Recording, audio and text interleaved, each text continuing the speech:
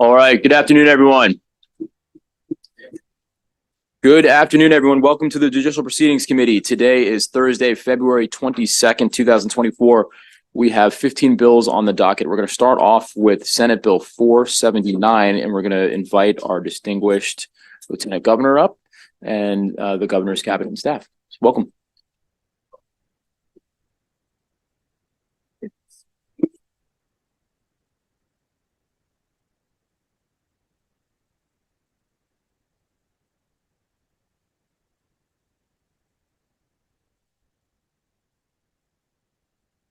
Well, thank you very much, Chairman Smith, Vice Chair Waldstreicher, and members of the Judicial Proceedings Committee and your hardworking staff.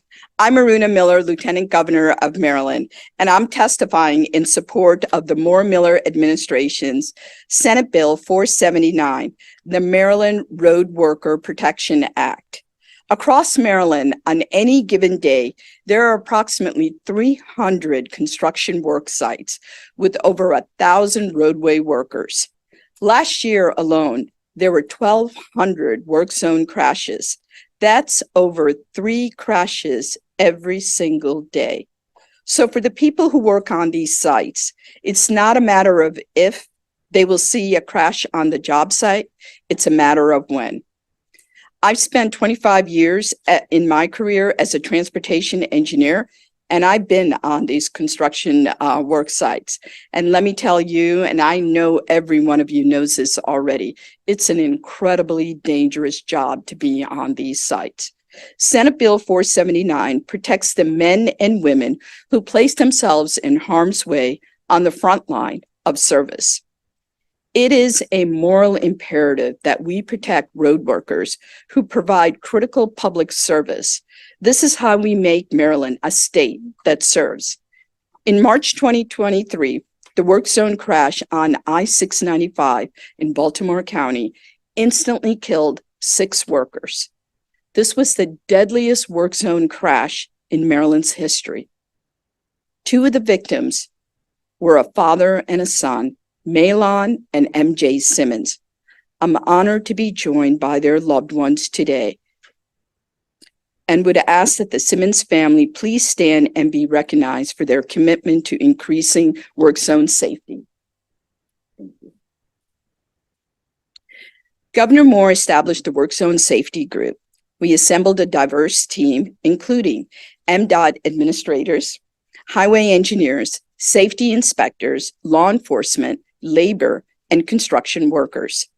We are deeply grateful to have had the participation of Senator Ariana Kelly, as well as E&T member Delegate Ziegler. The Work Zone Safety Group concluded that reducing speeds alone was not enough.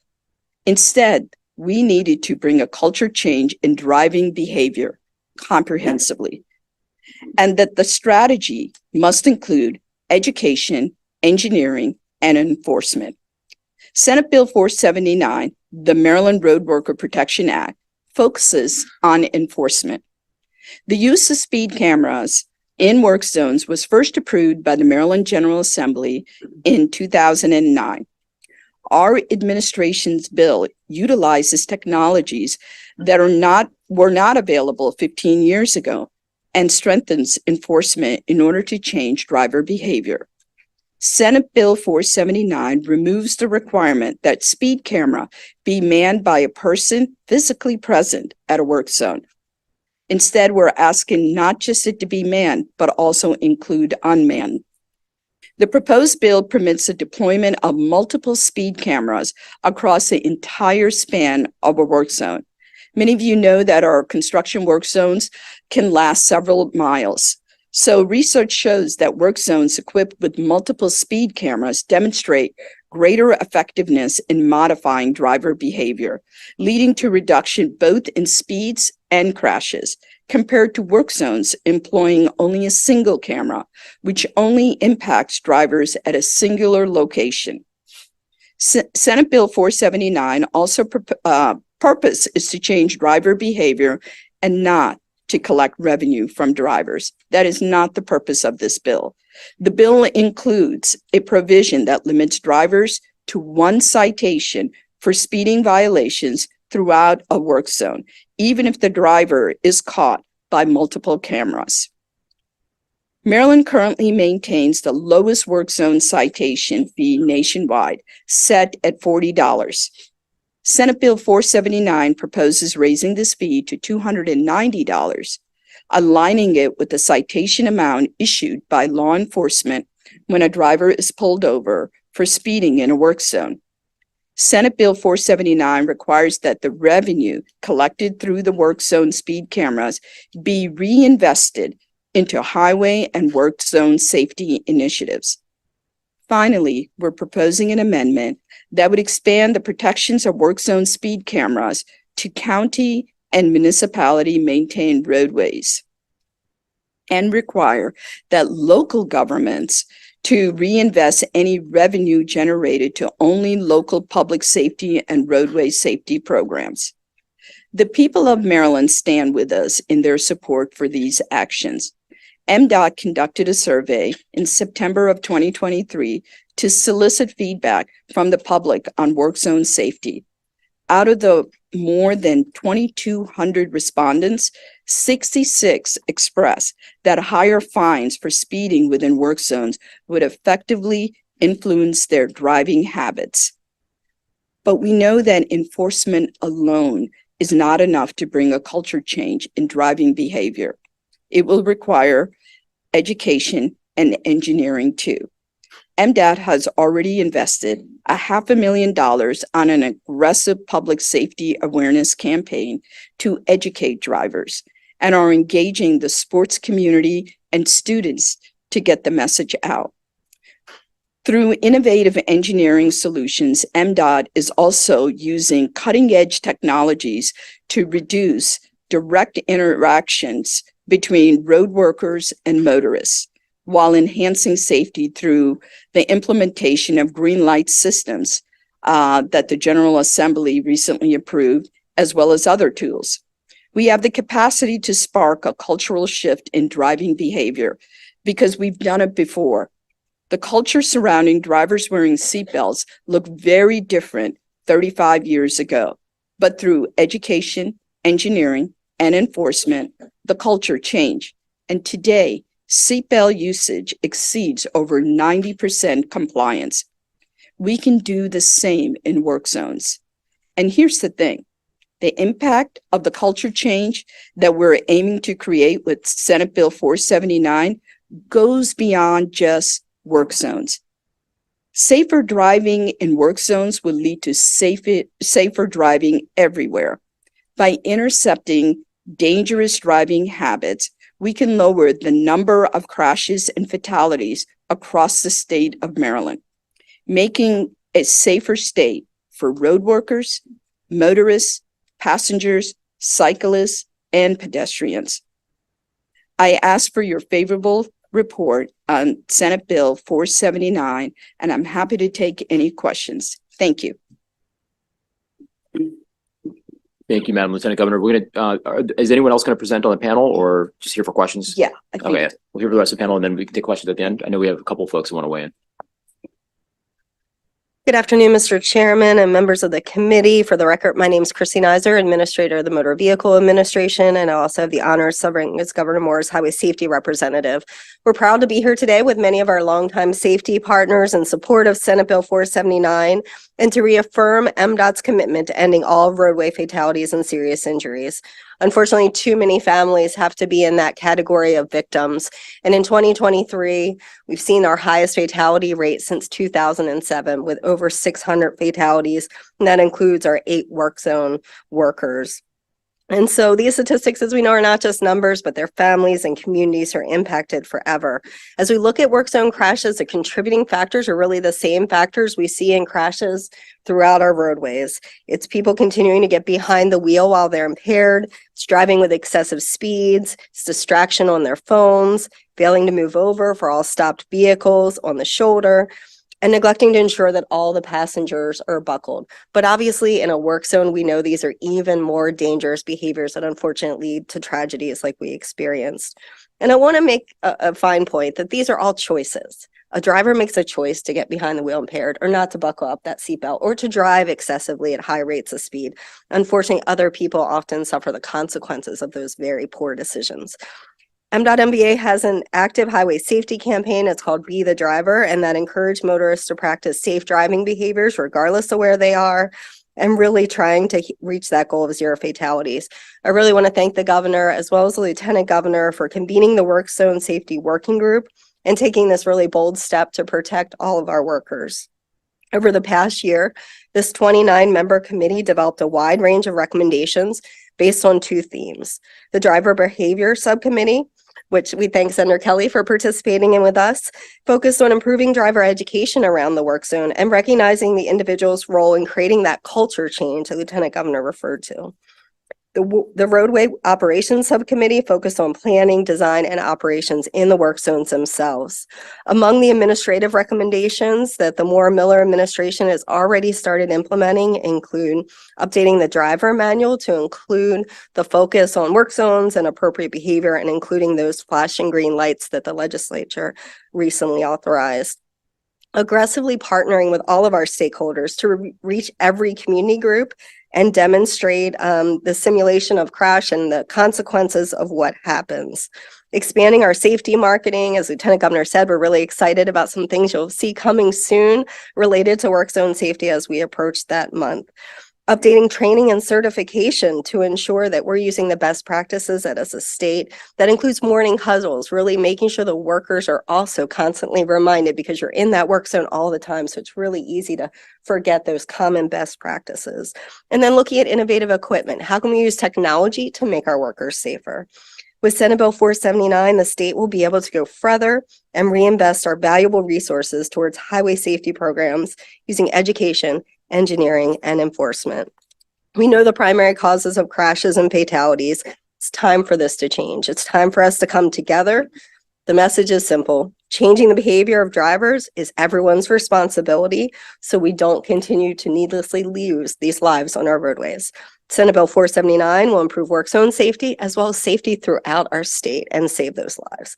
And I ask for a favorable report. Thank you. Excellent. All right. Thank you very much. We'll now turn to the committee for questions. Senator Sidnor. Thank you very much. And anyone on the panel can speak to this, but the Lieutenant Governor had mentioned an amendment. And I'm wondering, is that amendment being put in, is it with regards to Mako's testimony? And if so, how is that supposed to work? They're, according to their testimony, they're seeking, what does it say? Parallel authority. What is it that they would be able to do different? I mean, and anyone can speak to it. Sure.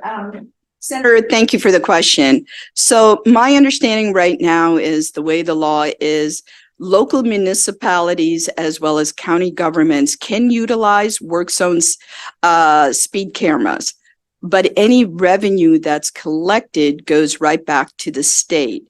What our amendment says is that the locals can continue to utilize these speed cameras only within work zones and only on roadways posted 45 miles an hour or more, and that any revenue collected would go back to the local government to go directly into roadway safety programs. Thank you very much. Sure. Thank you, Mr. Chair. And could we have Lieutenant the Governor, I witnesses? can't see you. Yeah, sorry. Could we have the witnesses come to the podium? I don't know who wants to answer the question, so I just have a couple questions to ask. Thank you for bringing the bill. Thank you for discussing this measure, because it's obviously a very important measure in protecting our workers. So the bill, when I'm reading it, it constantly makes reference to like the driver, but this actually goes to the registered vehicle owner, not the driver. Is that correct? That is correct. Okay. And so, and we're jumping from, we're expanding this opportunity to be manned and unmanned speed control measurement devices, correct? And so is there a calibration period that's going to happen with these? Because I know as a radar operator, you have to properly calibrate your equipment before and after every shift. And there's going to be, is there a requirement then on a daily basis that the people go out and make sure that this is functioning properly so that we're not having citations sent out? Senator Folden, first off, thank you for your service to our state Oh, thank you. and the service you provide in protecting Marylanders as a law enforcement officer. Thank At you. this time, I'm going to turn that question over to Administrator Nizer, who's probably better able to address your Sure. question. Thank you. I appreciate it. Thank you. They're probably going to want you to stand up, ma'am. Yeah, and I'll just reinforce what the Lieutenant Governor said, that all automated enforcement goes to the registered vehicle owner. So this is just consistent with what is Sure. existing practices for these type of programs. There are calibration requirements for all of these devices. I think SHA can probably speak to how frequently that happens, but yes, they are required to be calibrated For on a the regular unmanned basis. ones? Yes, any of the devices are. Well, I know the manned required ones to be they do because they're actually, Do you want to come up? I just want to make sure that we're not having erroneous letters sent out or something, citations. Thank you. For the record, I'm Terry Seuss, Deputy Administrator for Operations with the State Highway Administration. So right now, our current contract with the vendor for manned cameras is calibrated. The technician there is there every day Sure. when citations are being issued. So we would have to do an amendment to a contract if the bill is passed. We'd have to look at the technology that is being provided. We would do test runs with the vendor to ensure that it is accurate. And then we would seek, based on the technology, the type of calibration that would be needed. We anticipate it would be on a daily basis Okay. or a regular basis, again, depending on the technology. Great. Thank you. And then my next question is, you know, we're talking about work zone safety for these employees, and it's a very important measure. And I know that this body, and I was one that had expressed concerns before, because we're talking about active work zones. And so the term active work zone, is my understanding, comes out from the day that the shovel is in the ground, regardless if there's personnel there at the time of the offense.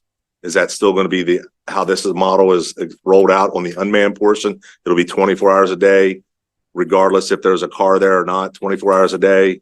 I'm sorry, regardless if there would be a manned speed measurement device, which obviously I think people have, better or worse, have become accustomed to look for. Sure. So yes, very good question. Thank you. So we do issue citations right now. Could be up to 24 hours a day. And we want to enforce safe speeds through a work zone. Sometimes that work zone, concrete barrier, restricted lanes, or other issues presents a safety concern to the drivers themselves, not only the workers. So we do issue citations up to 24 hours a day. We also have nighttime operations where our workers So are that out at practice night. will continue. We anticipate that. So we would look at each project and try and evaluate that based on the expected work hours. And again, the safety concerns for drivers passing through that work zone. So okay, I appreciate that. My question is because if we're going to expand it to unmanned times, then obviously there's a cost savings overall. No vehicles, no personnel we're paying. It's a significant decrease in maintaining this program. But if we're looking at active work zones, then I thought there was some discussion, and maybe I misunderstood our discussion, that this was the unmanned ones were going to be solely predicated, because they could be, around actual boots on the ground times. Is that inaccurate then? Senator, yes, our discussion is right. As Deputy Administrator Seuss just said, the manned cameras, as well as the unmanned cameras, there are certain situations that warrant them to be there 24/7, again, to protect the drivers. Sure. Whether, like bridges, for example, Exactly. we're doing construction there, it's really narrow. We got to have it there the whole time. Sure. Just to protect them. But by and large, for the ordinary construction zone sites, my understanding is it is not that we would have these unmanned cameras 24/7. They would be deployed when there are workers on the site. Yeah, and I And in appreciate that. situation that Thank you it's for that dangerous. clarity, because I thought that was our discussion. Yeah, that's So thank you exactly very it. much, Lieutenant Governor. And then I thought we had, I'm curious why we're looking to eliminate the 30-day warning period.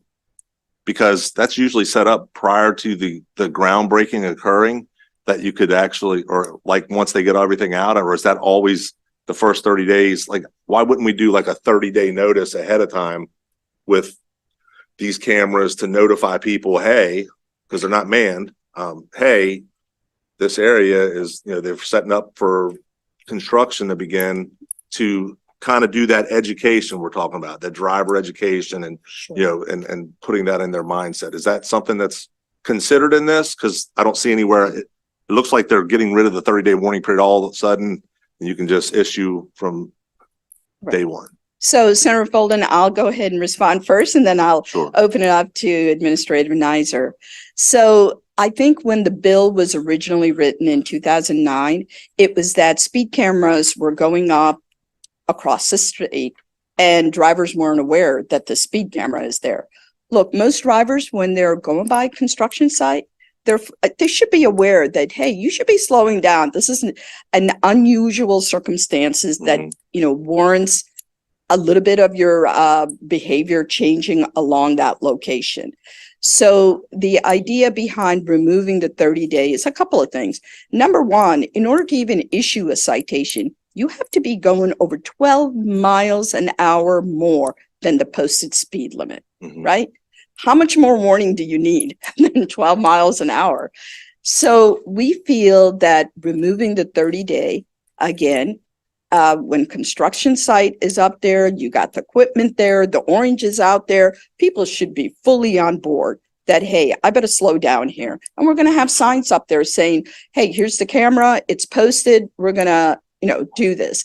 But, that's kind of the thought pattern behind it, Sure. that this isn't something that's going to be there indefinitely. Yeah. It's only going to be there temporarily during the construction site. Would you be amenable to the idea of putting in, instead of a 30-day warning period, a 30-day notice ahead of time, posting such changes forthcoming? She will go ahead and Thank talk about that. Yeah. So maybe if I can just add to what the Lieutenant Governor said, there's so many different work zones throughout the state that some of them that are larger, they may warrant that notice period ahead of time to give drivers more an expectation that things are going to change. But with the number of work zones that happen, it's not necessarily appropriate. Many of these are short-term work zones. In order to be able to use the cameras, that requirement for notification is in place, which then restricts our ability to be able to place those cameras. And so that's why I think we are looking for some additional flexibility to be able to do it where appropriate, still providing appropriate notification. And with the additional funding that we've got from an outreach standpoint, we're talking about not just the signage in work zones, which obviously is very important, Sure. but also billboards where they're nearby a work zone location, so we can get that message out before a driver even comes in. So that's the thought process. As you indicated earlier, every work zone is a little different. Sure. So providing administrative flexibility there. I love the idea of what we're talking about here. I know that, like the Lieutenant Governor said earlier about, these zones that maybe I worry about the rollout and notification, because I can tell you in 2009, after my beloved Philadelphia Eagles lost in the playoffs, and I was on my way back from Philadelphia, it was like 2 a.m, and I was on 695, and it looked like a bomb went off behind me, because it's 2 a.m, and driver behavior is you're going to drive at a speed that's comfortable.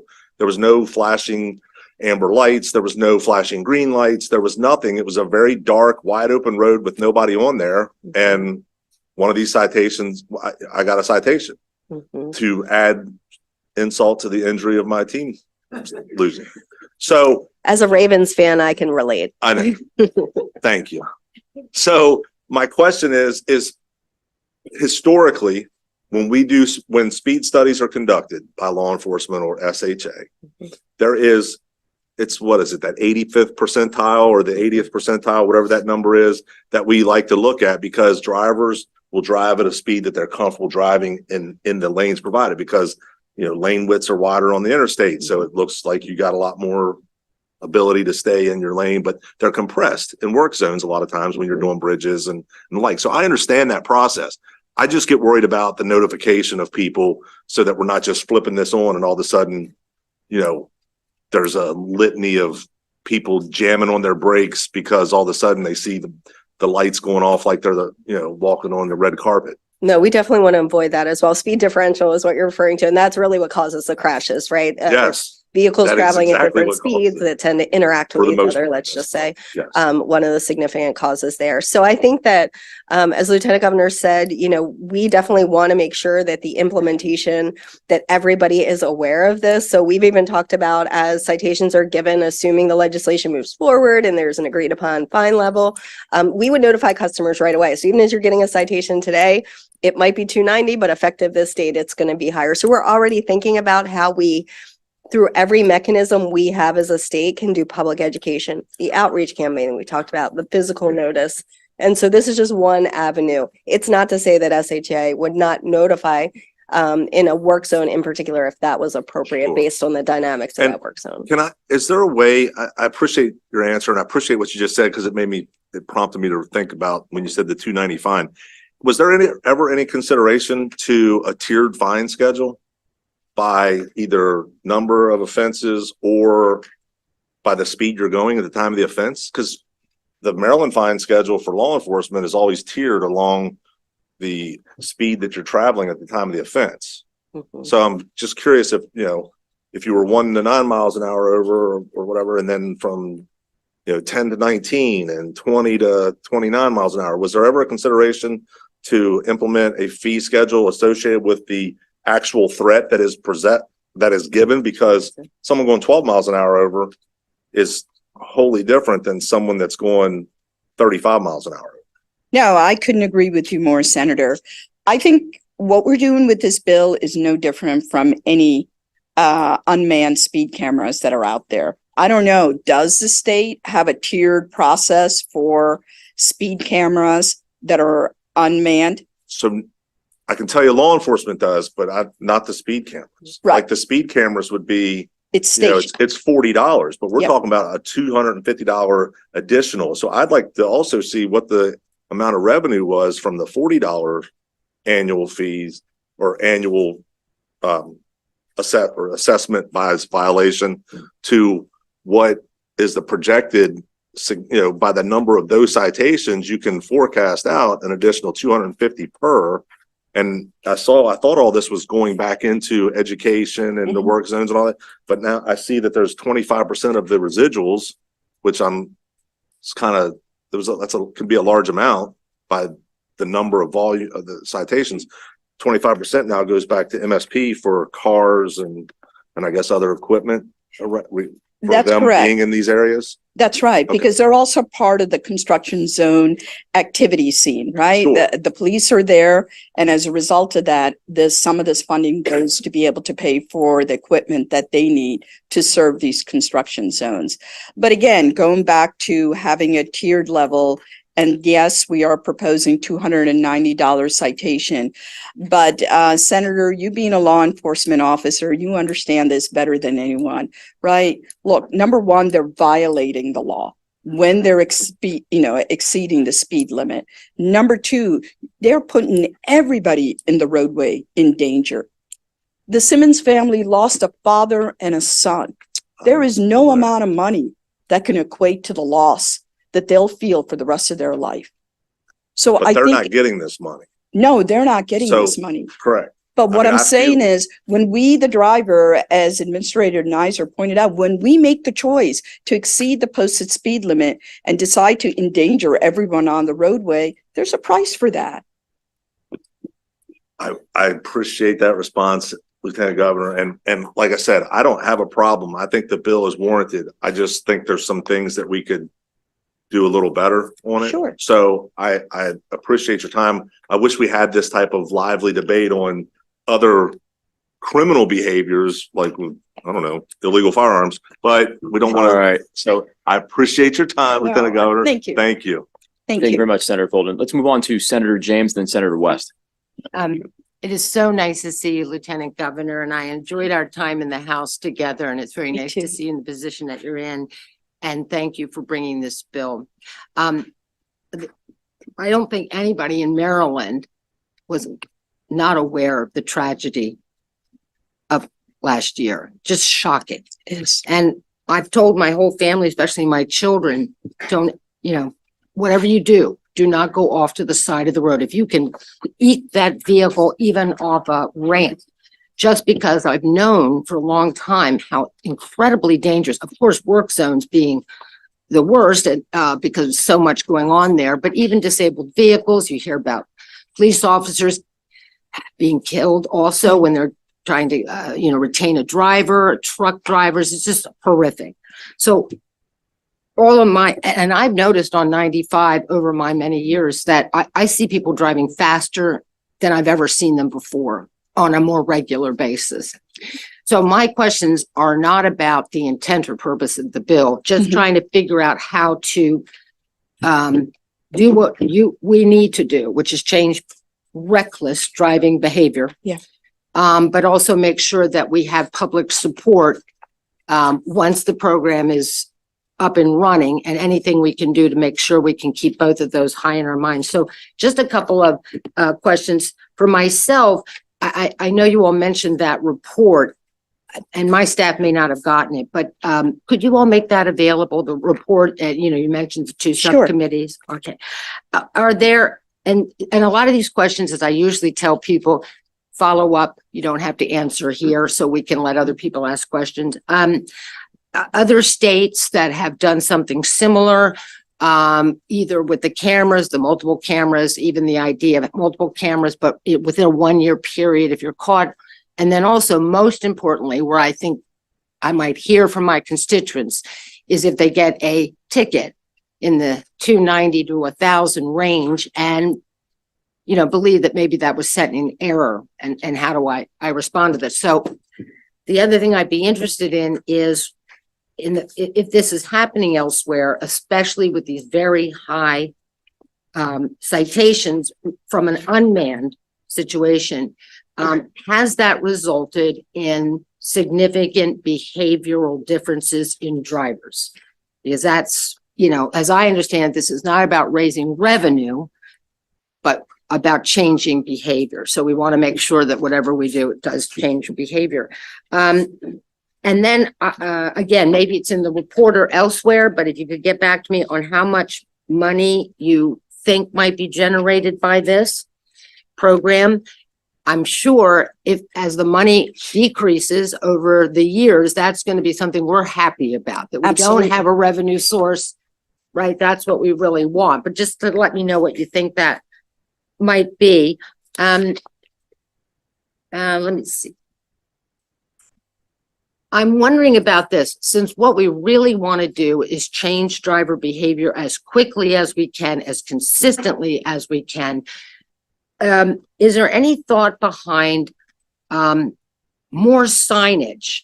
I know you're mentioning it, but I'm wondering if I would feel more comfortable it was in the bill, to be honest with you, that we were going to make real efforts, whether it's the lights that you go under on 95, but there's lots of work zones on state roads that don't have that ability to have that, big sign, but lots more signage leading up to this work zone, because I want people to change their behavior, and would rather them do it when they see a sign that says, guess what? In 5 or 10 miles, if you're going this fast, you're going to get a $290 or $1,000 ticket, right? And you don't want to distract them with that, but anything that I wanted them to change the behavior and have as much warning and notice, appreciating that 30-day notice may not work anymore, but some stuff, in addition to your campaigns and education, drivers on the road. We have a lot of out-of-state drivers, so they're not going to be, perhaps this education might not be available. And I think the last thing I wanted to ask about, sorry, just give me one moment, I was writing notes. Just let me check. Sorry, hold on. The last thing, and I tried to read the bill quickly. Could you just explain to me, my county has been rather loath to put in red light cameras, speeding cameras, basically because they, we have a belief that our constituents are going to be very deeply suspicious that they're not accurate. And then you can't, how do you fight a machine? So I'd like to know a little bit more about the logic behind giving the locals this authority as well, at what standard equipment they'll be required to do. And then a little more about the quality of the equipment and the assurances you can give us that they really are accurate. They really do capture driver behavior. That, things are not going to go in error. As you all know, when we started red light cameras, in certain jurisdictions that the equipment was faulty, excessive tickets were going out and the like. All right, Okay. thank you very much. It's a lot. Sure. You don't have to, I just like the. I could touch on some Oh, of it, sure, Senator but James, if that's okay. okay. Is that okay, Mr. Chairman? Okay. So you mentioned about other states. Are Yeah. they deploying something similar to this where they're using multiple cameras in a site? Yes, they are. But actually, we have survey that shows that it's much more effective as opposed to having a single speed camera at a location. And we're happy to share that makes information sense. with you. The next, as I understand your question was the $290 citation and how it varies to up to $1,000. How are they going to get this notice? So I think Administrator Nizer kind of touched upon it earlier. And to your point, Senator Folden, is that one of the ways in which MDOT can give sufficient notice and warning to drivers is once, should the bill pass through and it gets implemented June 1st, then take the next 6 months to anybody that's violating the speed. They get a notice saying, hey, you exceeded the speed limit. We're giving you a $40 citation, but know that we can give you $290 and it's going to go into effect 6 months from now. If we catch you I like again, that. you're going to get a $290 citation. So that's one way in which we can ease it into the public that this has come, because we understand it is a substantial increase. But again, enforcement is one of the biggest ways in which we can change driver behavior. And the most effective way is to have a live law enforcement officer at the scene. But we believe having these unmanned cameras removes, another opportunity for a driver to hit, the law enforcement officer. That's one less person you're exposing in a dangerous situation like a construction site. The money generated. So when it comes to the locals, right now, the locals already have the authority to put the speed cameras along work zones. They already have that authority. The only difference now, my understanding is that they don't deploy it because the money generated, the $40 citation amount, comes directly back to the state. And they're like, how does that help us when it's going directly to the That doesn't state? speak well for locals if they're worried about safety, does it? But anyway. Right, you would, All right. well, I'm not going to another speak to all of them. discussion. So what this bill says is that we understand and we want the money to go back to the locals so they can use that to make their roadway safer. That money cannot be used for anything else but, creating more safer roadways. So that would be that. Now, you talked about more signage. Yes, the State Highway Administration has the flexibility to add whatever signage and as much warning as possible. And I think if we hear comments from the public, hey, we need to see more. I didn't know this was happening. Certainly, if they get a citation, they could go to the circuit court judge and let him know, look, the sign, I was confused. I don't know what was going on there. And possibly get the citation amount reduced or eliminated. But certainly SHA will have adequate signing and they follow, national standards on how the signage is posted for any construction zones. But if there's other ways that we Yeah. can make it better, I'm sure Yeah. they'd be more than open to that. Let's see. Then you mentioned the locals having the authority for the speed cameras. How are they going to calibrate it? And how do we know that they're doing the right thing? I think the idea is that they do the same exact thing the state is required to do under this law. And Administrator Seuss talked about that. When it's a manned camera, it's calibrated every single day. Unmanned cameras, it might not be necessary to calibrate it every single day, but whatever, frequency that's needed, that's what we would But you wouldn't expect. be the averse if locals. we made that a little clearer in the bill that we want the locals, if they're going to use this, to follow best practices and the standards that the state is leading with. Yes. Okay. Okay. I didn't know if the I two think of that- you wanted to add. Sure. Go ahead. The other thing I will say about the fine amount that I don't think we've mentioned yet is frankly, we looked at the precedents already been set by the legislature with the automated enforcement for school buses, which is also a significant fine amount to $250 for that automated enforcement. And that's something that's passed recently. So certainly the working group looked at that as kind of precedent setting in nature. And the fact that school zones and work zones should be equated, that, you know, the same way we look at a school zone, we don't want to hurt any precious child. We also don't want to hurt our workers. Does 250 help bring down incidences of people doing the wrong thing and There was a sense from the law enforcement members and some other members of the committee that there has been a change in awareness in school zones. And I know we have still had some crashes. I don't want to diminish what's occurred. But there was a sense that people look at school zones differently. And I don't know if it's because of the automated enforcement or it's just a general awareness of those school zones. You also asked about decreasing speed. I think there's a lot of great examples. I know on the city, the JFX is one that's gotten a lot of attention with the speed camera that they've deployed fairly recently, and really the number of citations have gone down in a very significant way. I know SHA has experienced the same thing where they see a decrease in citations. They do clearly change behavior and people's awareness about it. And to add on the sign, I know one of the things we talked about is putting the fine amount on some of the signage. I know SHA has to follow certain guidelines, but where we can, putting it front and center. So there is nothing, we're not trying to hide anything in terms of what that fine amount is. We want you to know what it is. And then the ability to appeal. I just wanted to reemphasize that not only do you have the ability to go to the courts, you also get that photo of your tag number. If it's not the right tag, if there was a misread by a small percentage, you know, there's an administrative ability to go to both us and SHA to have that removed because it was done in error. So there are multiple mechanisms through which somebody can get remedy if there was a misread of a tag for whatever reason. Thank you. Thank you, Mr. Chairman. Thank you very much. Administrator Nizer, you are relatively familiar with the committee, but Madam Lieutenant Governor, I know you're not a frequent flyer here in JPR, and God bless you for that. But thank you for bearing with us with this. It's a little bit culturally different here, so a lot of questions. This is not unusual for the committee, so thank you for bearing with us. Senator West.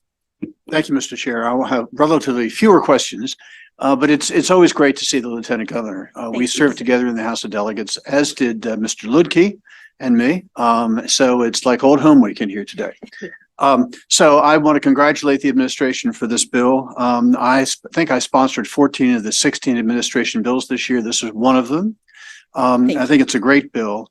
I have a bill coming up next week, which would require the State Highway Administration to put speed cameras on the Baltimore Beltway. Speaking of which, I'd like to talk to the lady from the State Highway Administration after the bill hearing's over about that bill. And my bill was patterned after a bill we enacted a year or two ago to authorize speed cameras on the Jones Falls Expressway. So those cameras are now in place, and I drive up and down the JFX, and I can tell you it's palpable that the speeds are lower today on the Jones Falls Expressway than they were before the speed cameras. They have done their job. People are now observing the speed limits on the JFX. But the one thing about the JFX that they have that I don't see in this bill is a requirement that electronic cameras or electronic signage be put in place shortly before the speed cameras, letting you know what your speed is. We've all seen those cameras. They're on the Bay Bridge, they're on the JFX, there are other places around the state. So you would know if you're just driving without thinking and your speed has crept up, and all of a sudden you see the camera, it says your speed is 65 miles an hour, and you know the speed limit is only 50, you know, I've got to cut my speed down. It gives the driver a little more warning, a little more reason to tamp on the brake rather than get these high tickets. Have you thought of putting similar language into this bill? Requiring those sorts of electronic cameras to be posted near the areas where these speed cameras are going to be located. Senator West, that's a great recommendation, and thank you for your support of the bill. And I'll turn it over to Administrator Nizer. I feel like you all are very in tune to the conversation the working group had, because that was the exact feedback we got from the members of the working group, which, as I said, we're a very diverse group. They really felt like those feedback signs were incredibly effective. And I know SHA and MDT already use those signs in work zones. I don't think we thought it was necessary to put it in the bill because it's a kind of best practice and it was part of, again, the recommendations for what signage should look like. But you are exactly in line with where the working group was in terms of the effectiveness, because, somebody maybe is driving thinking about something else, even though you should be paying full attention, and then it gets away from you. And that reminder of your speed is You're looking helpful. at the cloud, That's and all of a that's sudden you very realize you're helpful, driving yes. too fast. Yes. So we completely agree. And again, it is a current practice of SHA as well as MDTA. We didn't think it was necessary for legislation, but it was a recommendation of the working group in terms of using those signs to more effectively notify the driver about the speed they're currently If going. we were to add an amendment to the bill for requiring that sort of signage, would you push back? Or would you think this is something the governor could accept? Just as a parenthetical, every camera bill we've passed out of here, we've had that language in there. Just as. Yeah, I think that was the intention anyway, Yeah, to yeah. put those signs up. So I don't think it's inconsistent with where we are on. Terrific. Thank you very much. Okay, further questions from the committee? Thank you all very much. Thank you. I'll now bring up the second panel. We have Maryland State Police Lieutenant David Ryan, Maryland Transportation Builders and Materials Association President Mike Sakata, and State Highway Administration Chart Senior Technician Howard Bostick.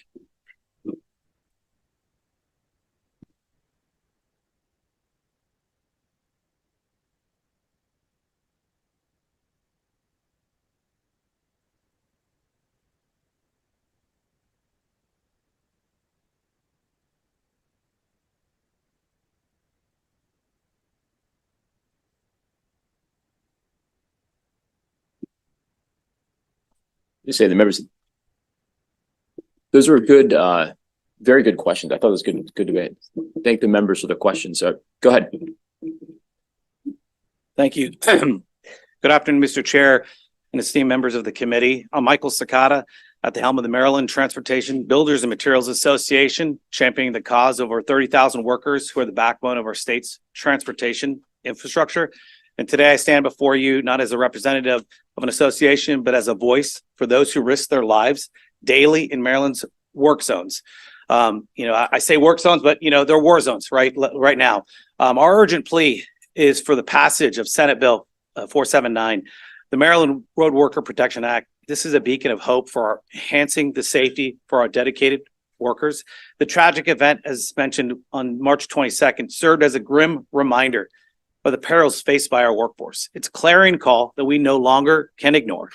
These workers are not mere statistics. They are fathers, mothers, sons, and daughters, some of whom are here with us today, whose lives are invaluable and their safety is non-negotiable. The leadership of Governor Moore and Lieutenant Governor Miller in spearheading this bill is commendable. However, it's our effort, our collective responsibility to carry it across the finish line. Senate Bill 479 is more than legislation. It's a commitment to valuing life above all else. It proposes stringent penalties for speeding in work zones and modernizes enforcement, directly addressing the reckless drivers that endanger our workers. We heard already the 1,200 work zone crashes in 2023 alone. We have got 300 active work zones today. Each incident, by the way, is a reminder of the urgency with which we must act. This legislation is a chance to make a definitive stand for the safety of those who build and maintain the roads we travel on every day.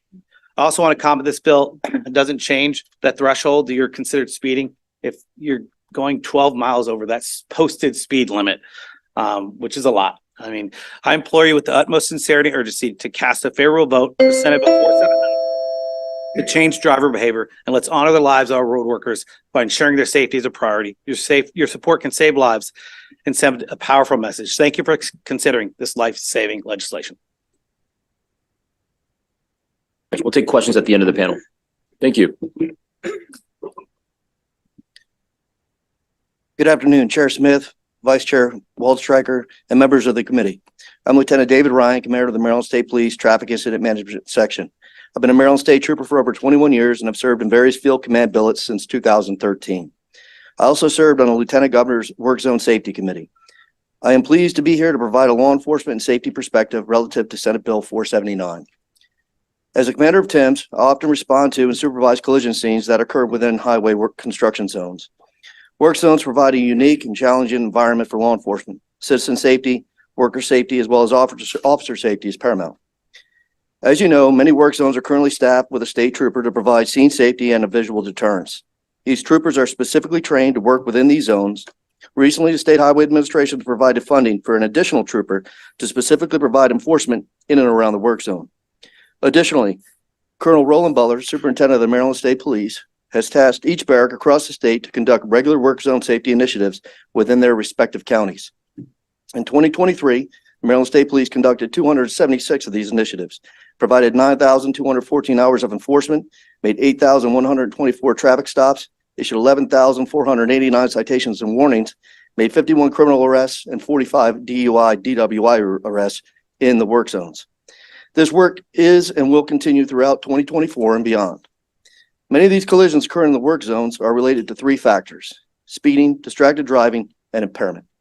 Enforcement combined with education often leads to a reduction in violations and provides for safer Maryland roadways. Thank you for the opportunity to be here today. I'm happy to answer any questions you may have. Thank you.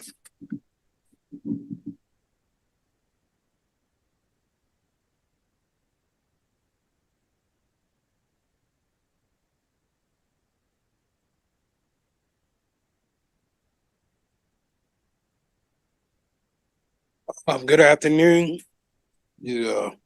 committee. My name is Howard Bostic.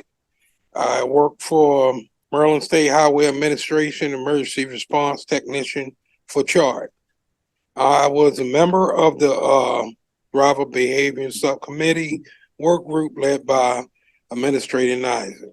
I bring a unique perspective to the work zone, and as my office are work zones, and I am an emergency response tech, respond directly to incidents that occur on the roadways and the interstate, assisting stranded motorists, providing traffic management, and supporting law enforcement and fire rescue department on crash scenes.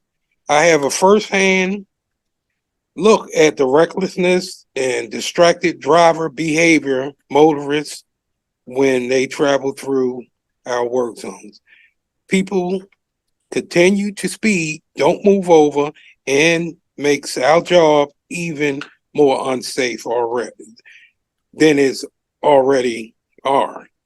Unfortunately, on December 22nd, I was involved in one of them work zone crashes. I was responding to an accident rollover on the JFX. Got there, set up, and put all the cones out. And this van came down and hit my truck at 70 miles an hour. The crash was scary.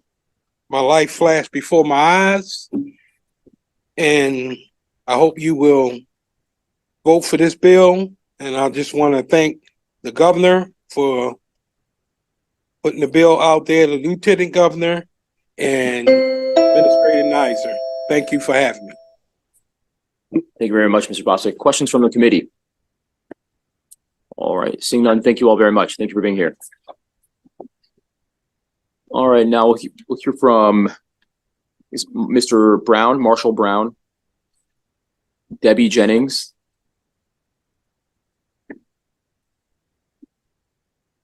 James Deriu,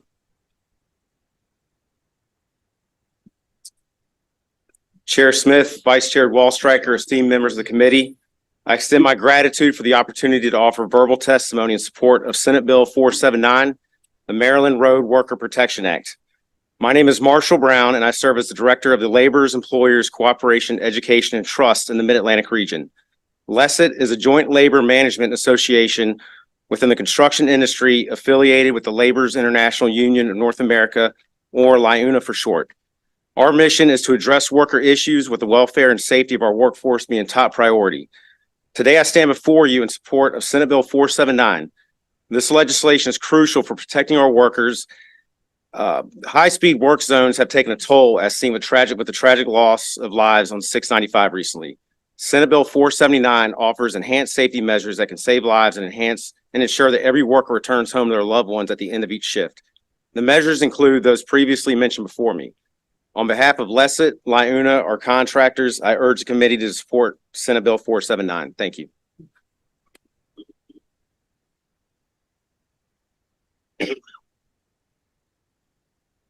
Thank you, Mr. Chair, Mr. Vice Chair. My name is Debbie Jennings. I'm the Director of Highway Safety Programs and Special Projects for the Chesapeake Region Safety Council. The Chesapeake Region Safety Council supports Maryland's Road Worker Protection Act. Maryland's roadside workers deserve the advantages that newer technologies, visible enforcement efforts, and stronger penalties that this bill provides. Chesapeake Region Safety Council is a Maryland-based 100-year-old chapter of the National Safety Council. Our mission is to conduct training and education to reduce injuries and fatalities in the workplace, on the roadways, and in our communities. Last year, we conducted over 775 workplace, emergency care, impairment recognition, and defensive driving courses for more than 8,000 students. Our office is in Woodlawn in Baltimore County, located close to the Maryland 695 Security Boulevard exit. Staff members could see the area from the back doors of our building where reconstruction was taking place following last year's horrific work zone crash. 5 of those individuals worked for the same organization that our chapter president, Dave Medeiros, did a safety talk for in January, 3 months before that crash occurred. Our commitment to increasing safety through education and training is truly our mission.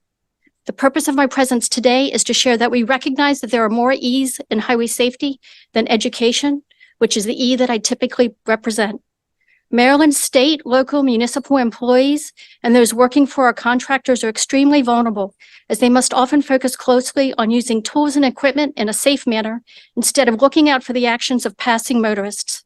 We are advocating for a more visible, comprehensive approach using the additional engineering and enforcement countermeasures listed in this bill, which will increase motorist awareness of the presence of roadway workers and the penalties involved when severe violations occur, resulting in fewer crashes and safer roadway workers. Roadway workers deserve better. Thank you for your support.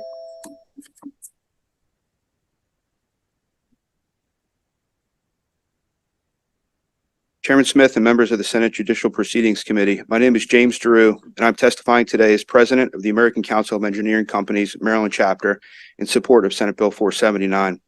I'm also an employee owner at KCI Technologies, a full-service engineering firm headquartered right here in Maryland. ACC Maryland is the business voice for our state's engineering industry. We represent nearly 90 firms employing more than 7,000 engineering and consulting professionals, many of whom support Maryland Department of Transportation projects every day. In addition to designing roads and bridges, our members play a critical role in ensuring that projects are built as intended by providing construction inspection services on behalf of our clients. One such dedicated construction inspector was Sybil DiMaggio. With over 15 years of highway inspection experience, Sybil came to KCI to support the implementation of SHA's Transportation Systems Management and Operations Program. TSMO is a program designed to improve the safety, security, and reliability of our state's transportation network. Sybil was just 46 years old when she and 5 other roadway workers were tragically killed in a work zone along I-95 on March 22nd, 2023. Hundreds of inspectors just like Sybil report to highway work zones every day in the hopes that their efforts will improve the conditions of our state road system. Aggressive and distracted driving, including excessive speeding, are unacceptable practices and unnecessarily endanger construction professionals. Expansion of automated speed enforcement systems, such as those proposed under SB 479, have proven to be effective in changing driver behavior. Multiple control systems, remote operated systems, increased signage, and enhanced civil penalties, as proposed in this bill, are important first steps in elevating the concept of work zone safety within the driving public. Our workers deserve to be protected through access to proper equipment and training and every available use of smart technology. In fact, their lives depend on it. We ask for a favorable report on SB 479. Thank you. There you go. Very much. Questions from the committee? All right. Seeing none, thank you. All right. Is Brian Sweeney, Miranda Gross, Michael Higgins, and Janet Gronke.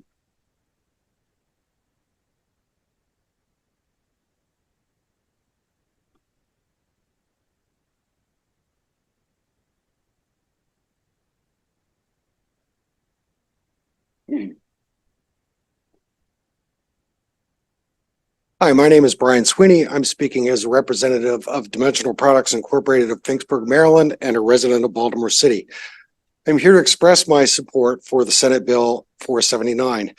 DPI was established in 2001 with the goal of developing a truck-mounted attenuator, also known as a TMA or a truck-mounted crash cushion. TMAs protect wayward motorists and their passengers, while the host trucks act as barriers and protect workers in short-term work zones. DPI now provides a wide variety of roadside safety hardware. Maryland's economy is dependent on safe and adequate infrastructure. Maryland's citizens depend on our roadway workforce to build and maintain our infrastructure. All of our highway workers have family, friends, and plans for their future. I have known several people who have been injured in work zone crashes. I had met one of the people who was killed in the I-695 crash several times. Work zone technology is evolving constantly and includes barrier and crash cushion devices, distracted driver alert technologies such as portable temporary rumble strips, smart work zone IT technology, queue detection and advanced notification technology, and automated speed enforcement. I urge members of this committee and the Maryland State Senate to support our highway workers by passing Senate Bill 479. Thanks for the opportunity.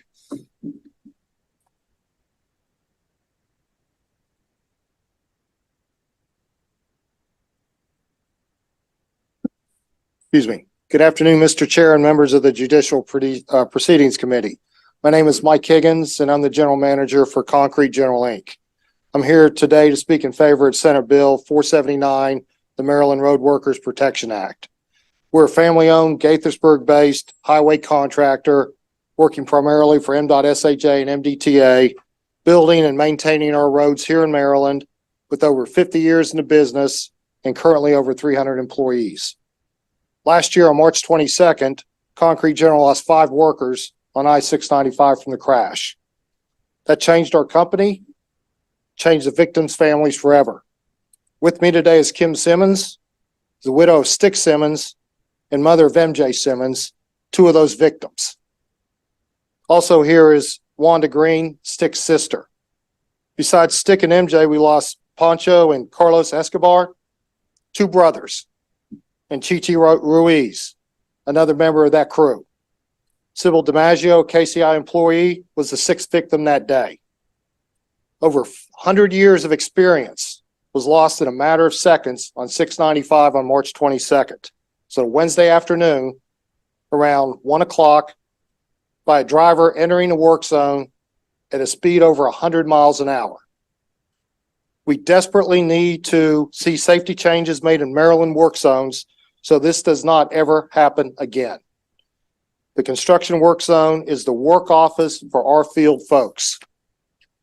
Every day our workers are putting their lives on the line when they go to work on our roadways here in Maryland.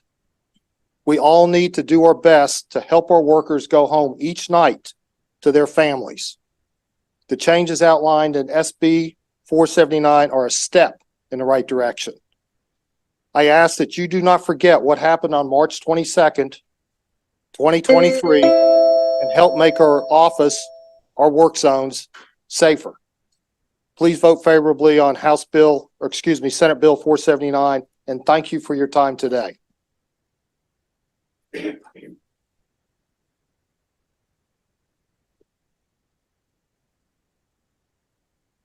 afternoon to you all, and thank you for this opportunity. My name is Miranda Gross. I'm the dispatcher of Sunrise Safety Services.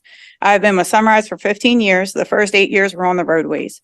Sunrise Safety Services is a traffic control company located in Glen Burnie, Maryland. We fabricate signs, banners, car details, and so much more in our sign shop. We also install signs, tape, and crash cushions on the roadways, as well as provide lane closures, flagging operations, road closures, detours, and so much more. Most importantly, we are a family. We have 108 employees. I'm sorry.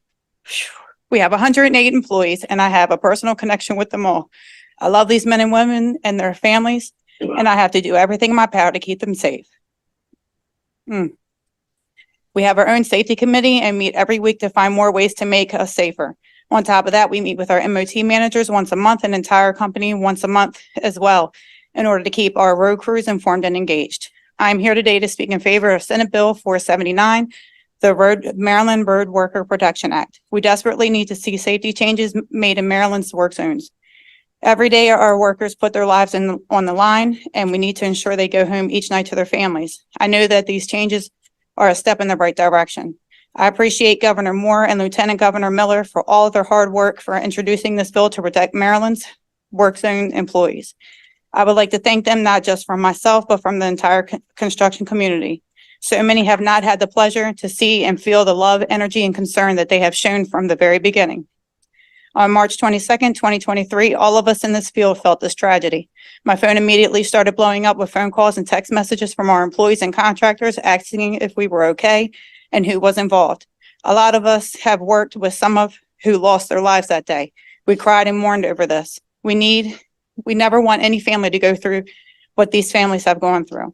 Imagine going to work to provide for your family and not making it home, not because you did anything unsafe or wrong, but because others had no concept of their choices can do.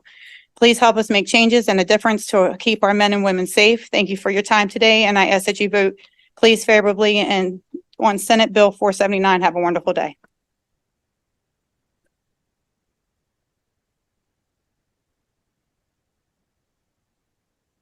Afternoon.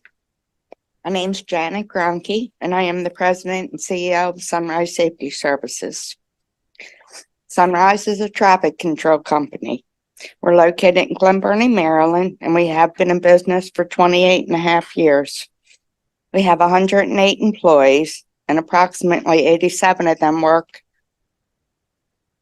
on the road. Excuse me. Miranda? Yeah. They work on the road setting up lane closures, installing traffic signs, temporary pavement markings, crash cushions, and more. Today, I'm here to speak in favor of Senate Bill 479, the Maryland Road Worker Protection Act. I've had the opportunity to be a part of the Governor's Work Zone Safety Committee. We've discussed the things that we believe will help, and I appreciate the governor and the lieutenant governor for all their hard work and dedication for introducing this bill to protect Maryland work zone employees. We desperately need to see safety changes made in all of our work zones. Can you imagine doing your job every day with these kinds of hazards? Seeing someone you work with get injured or killed while just simply doing their job? Every day our workers put their lives on the line, and we need to ensure that they go home each and every day to their families and loved ones, and that they come back to their work family. I have been with Sunrise for 27 years, and I've seen my fair share of vehicles coming into our work zones and injuring our employees. So that's the reason I'm here today, to hopefully show you why it's so important that you vote in favor of this for Bill 479. Please remember, when you're driving, to travel through our work zone safely and spread the word to everyone you know, because it can save a life. I thank you for your time today. And again, ask that you please vote in favor of Senate Bill 479. I know that these changes are a step in the right direction. Thank you. Thank you very much for your testimony. I'm going to give the members of the committee an opportunity to ask questions. Seeing none, thank you all very much for being here. With that, that will conclude the testimony for the proponents of the bill. We'll now switch to the opposition panel. And we have Mr. Giannetti.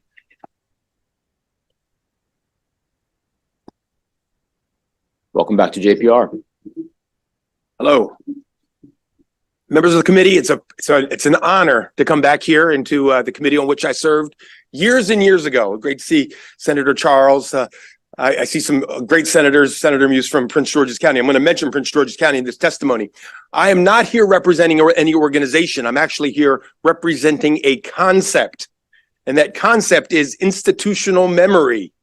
And I want to fill this committee in on a little bit of the reasons why for the past 18 years, speed cameras have only been $40 maximum. That's when we first passed this bill. It was a Montgomery County bill back in 2005. I was sitting right in this seat. Senator Mooney was sitting over in that seat. We had to come up with a nice bipartisan way to be sure that the government never appears to have a conflict of interest between the interest of safety and the interest of raising money. So Senator Mooney and I came up with a list of amendments that we were able to pass, and $40 has been the amount that a speed camera can be. It's been there for 18 years. Now I see a real risk that that might not happen. It might not remain that way. So I've come here to say, listen, it's important that as a society, as a government, we never have the public wonder if the reason why the government is doing something is to make me safe or is it to raise money. All right, so what we did was we put it down at $40 to make sure there was no argument that this was there to raise money. It's not going to make a lot of money for any group, but you can still see the proliferation. Imagine if the amount was $100 as the original bill or $290. You'd see these speed cameras everywhere. You'd see municipalities in Prince George's County going, let's set up a safety zone so we can make $290 every ticket. We don't want to be there as a society. You have to remove that from this bill and try to, if you can, to make sure that the reason behind the bill is for safety. And I think there's some amendments you can make. I only have this amount of time, so I ask that you amend it dramatically and don't pass it the way it is now. Thank you.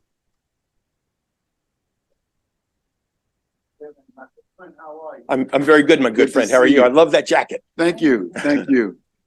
A couple of questions, and I understand because we grappled with this a long time. Number one, it appears to me that even at $40, it no longer has any effect because it's gotten worse. Right. People either know where they are and they slow down and they keep going. I live off of 210, and 210, according to AAA, is the sixth worst traffic traveled road in the nation. I believe it. That's from AAA.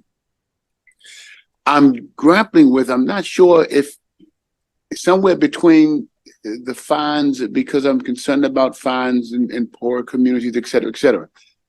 But on the other hand, I'm really concerned about all of the deaths I've had and what my people are saying in my district. They've changed their tune regarding the speed cameras. I have another building where they're saying, put more cameras here because we are at risk. And so I guess my question is it a deterrent? And if so, and it's not working, what should we do? Because people have absolutely gone crazy when it comes down to their driving habits. And it's no longer, we had seatbelts. Nobody wanted to wear seatbelts. Well, now everyone just automatically puts on a seatbelt when they get in the car. That has not had that effect.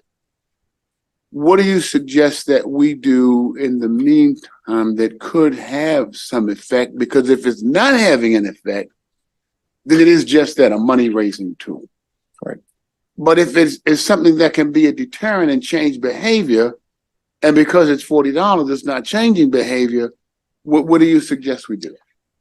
Well, thank you, Senator, for the question and the opportunity to expand a little bit. I think that the desire behind this bill is a good one. I think we need to protect those people on the side of the road. I worry about them all the time. I worry about a police officer, Senator Folden, a police officer that pulls over a speeding person. I'm really concerned about this. There's a lot of ways that the governor's committee identified as improving the speed zones, not just speeding, but the speed zones.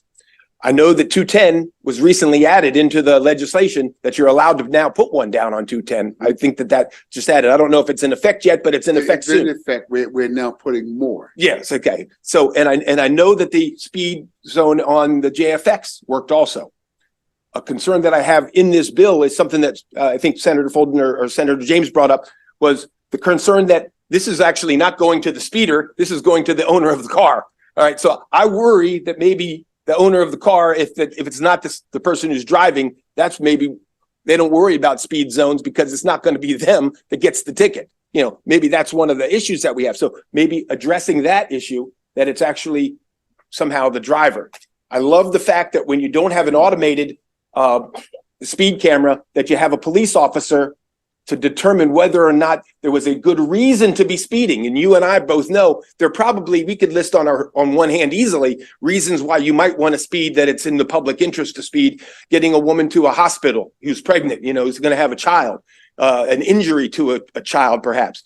So having a police officer give the ticket, he can decide whether or not using his own, opinion. So I think that somebody also mentioned that the people who are the worst speeders, Senator, there might be a sliding scale, that if we are going to have these things, the people who are going over 30 miles an hour faster than in the speed zone, maybe that should be a bigger ticket. All right. But I think we're really on a slippery scale by allowing the proliferation of these, especially into municipalities, because two senators, Prince George's County, I came from Prince George's. Prince George's County has 47 municipalities. You're going to tell me that they're going to operate, you're going to tell Berwyn Heights, where I came from, that they're going to set up a work zone on Pontiac Street, which is my old street.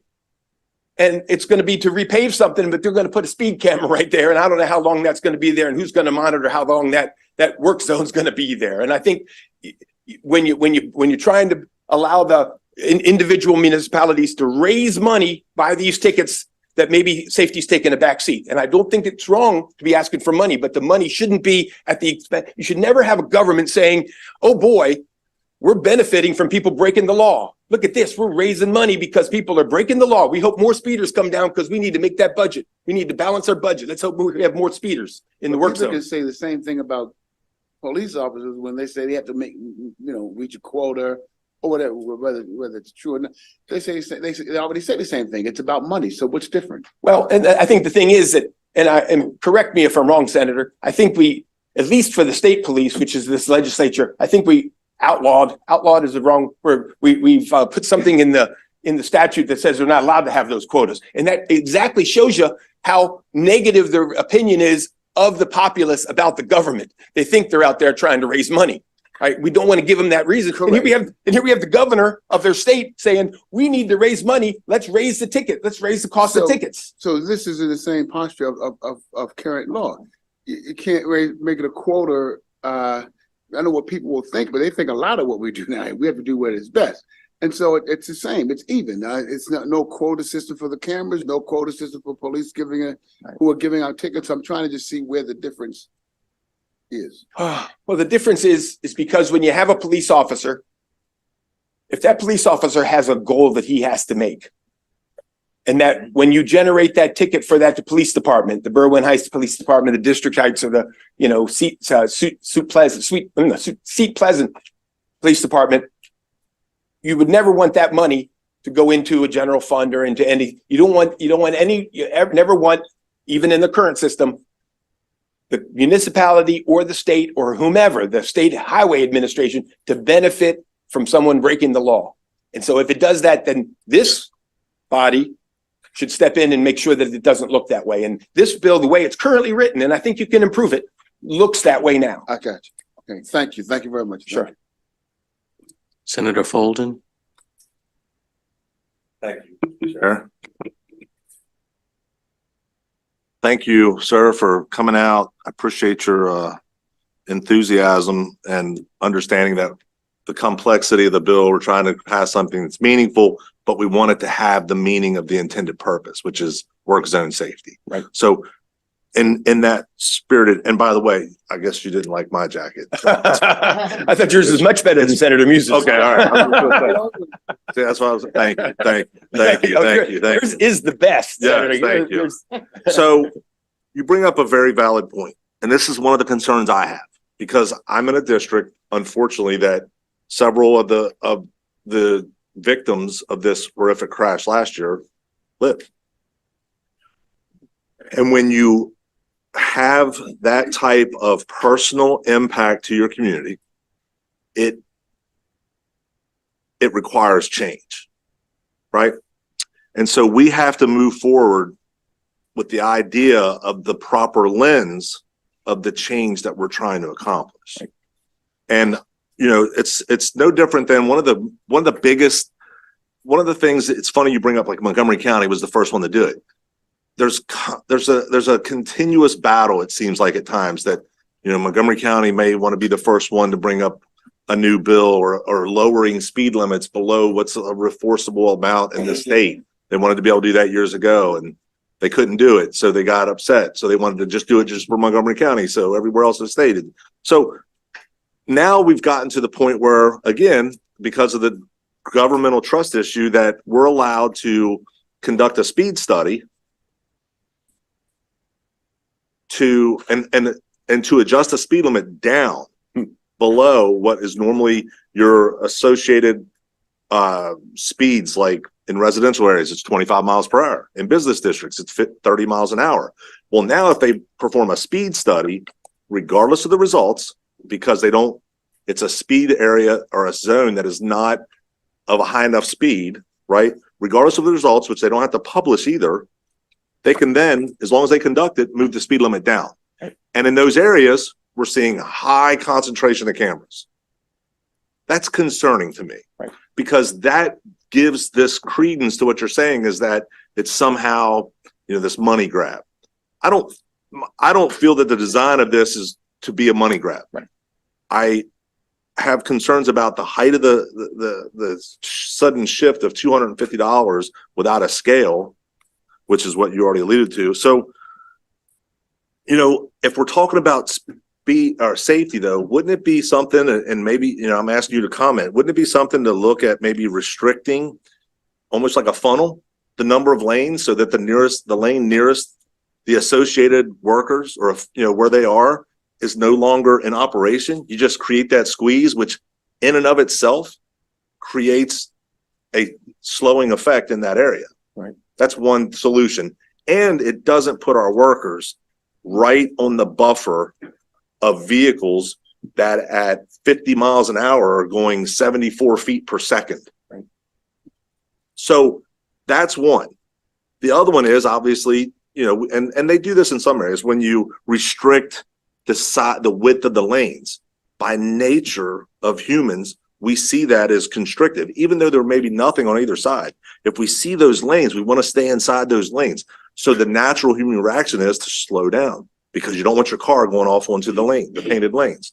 That's another thing. I mean, do you agree with what I like where you're going, Senator, and I endorse those two amendments to this. You know, I think that makes a lot of sense. I think the bill has to be crafted. Well, first of all, you know, God bless the governor and the lieutenant governor, because they're trying to solve a problem. Sure. And they were given a committee that I know that one of your senators from this committee, Senator Kelly, was sitting on that, and it was great. The thing is, you look at the roster of who's on that committee, and it's all workers, and it's all people who are on the road. It's not people who are making legislative policy. And one of their recommendations, and they probably had 30 recommendations, I printed it out and read it. One of them was raise more money through speed enforcement. And that's what turned into this bill. And that's the concerns I have with not the raising of the money, but that a governor comes out trying to solve a problem now. Right. A governor comes out and says, this is how we're going to raise some more money for this problem. Okay, that's okay. Now, as far as what you said, you know, when I talked to Senator James before this, we started coming up, you know, in our head about the different amendments that could make this bill better. And I liked one of the statements that you said, that you didn't use as asked me to react to, but was making sure that the workers, like in the middle of the night, is a different safety hazard to workers than when the workers are present. And that you could define in the bill an active work zone, and that work zone has to reach a certain capacity, so that a municipality that is using it not for safety but to raise funds wouldn't meet that standard. In other words, there has to be at least a worker there present for that camera to be working. We want to keep them safe. But at the other time, also, I think you want to be sure, and nobody in this committee has talked about it when we're talking about this bill, it doesn't stop at $290. I mean, this bill has other provisions in other sections of the law where it could be over $1,000, you know, for a ticket, you know, after a certain amount of priors. Now, and again, it's not the person who's driving, it's the owner, that poor owner who has kids with it could be a disaster. So all I'm trying to do is say, if the committee wants to live up to its legislative purpose of making sure that people stay safe, they can do it without looking at it, allowing municipalities to raise money this way. I think you can make them safe. I think that, the reason I brought up about the buffer, the additional lane, Yeah. should those be available, because your higher roadways are going to have more lanes, right? So if you had the adjacent lane, we did a similar measure to protect the tow truck drivers and law enforcement, the move over law, right? Which says when you need to move over to create that buffer, because we were having people being struck on the shoulders of the road. So it just seems like it would maybe fall into some of that as well. And then the other point I just wanted to, when you brought up about someone brought up, I forget who it was, so I apologize, about school zones. And it made me think, all right, I'm going to pull this up. Well, I pulled it up I'm looking at the Maryland fine schedule right now. And if you're in a posted school zone, exceeding the speed limit by 10 to 19 is $140. So, are we saying that our children are worse? I just, if we're talking about safety, there's got to be parity and consistency that doesn't appear that we're, like you're saying. I mean, putting up cameras to raise money. They're important. Yeah. And it's too important of an issue to have that be the potential lens that it's viewed through. Agree. I agree. I agree wholeheartedly. Okay. And Senator, I think somehow in the wording of this, that you could certainly say that that a speed camera that hopefully you would put it back down to 40. If you made this bill that the speed cameras that were automated are still down to 40, but allow the police officer to give to up to 290 or up to 1,000, you allow the officers who have discretion to do it. And that's already in the law. Right. That is in the law as far as work zones for law enforcement. So, but not allow these cameras to do that. I think you could easily say that if the speeding takes place in the lane adjacent to the work zone, that's when it would be effective. It's a good discussion. So I appreciate your time. Thank you very much, Senator, for the question. Thank you. All right, seeing no more questions, that will end our hearing on Senate Bill 479.